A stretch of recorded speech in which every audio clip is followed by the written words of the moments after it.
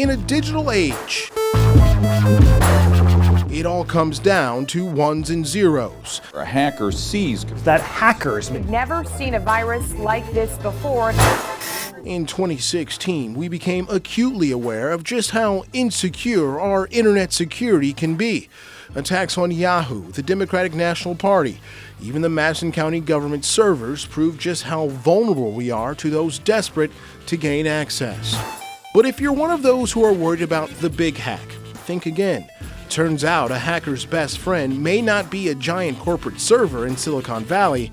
Rather, their biggest tool, their most reliable tool, may come from the place you least expect. There's so many different ways into any kind of network or into your life. Daniel Ford is a forensic analyst and security engineer for Rook Security. He says when it comes to your digital security, your home may be your biggest weak spot. We are more at risk. We put more stuff on the internet. We have more things connected to each other and interlocking each other. So your cars talk to your cell phones talk to your watches can talk to your refrigerator. And all of them can talk to a hacker.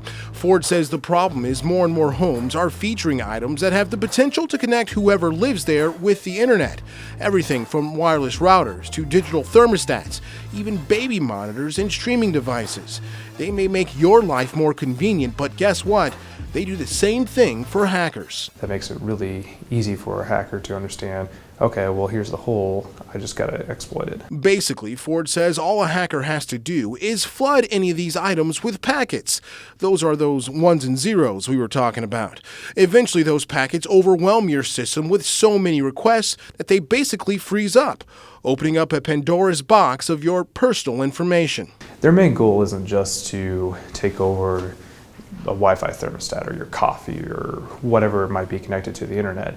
They're looking at a jump point to the actual nice information where that's your bank information, your name, your social security number, anything they can get their hands on to make money. And because most of these items are registered to accounts that contain your information, gaining access to them really isn't all that hard for someone who knows what they're doing. That's the bad news. The good news is you can protect yourself. It just takes a little bit of research to understand how these devices maybe work. There's a lot of manuals out there to help, okay, well, if you need to secure it, change the password. Like the Wi-Fi thermostat gets regular updates. Make sure that it is getting updates. And if it's not, make sure you have it behind a firewall or something where it blocks the traffic that only legitimate sources can go to. When it comes to internet security, Ford says the basics are enough to keep the average person safe. So things like changing usernames and passwords, having companies install firewalls, and placing restrictions on the number of devices your Wi-Fi can connect to can work wonders.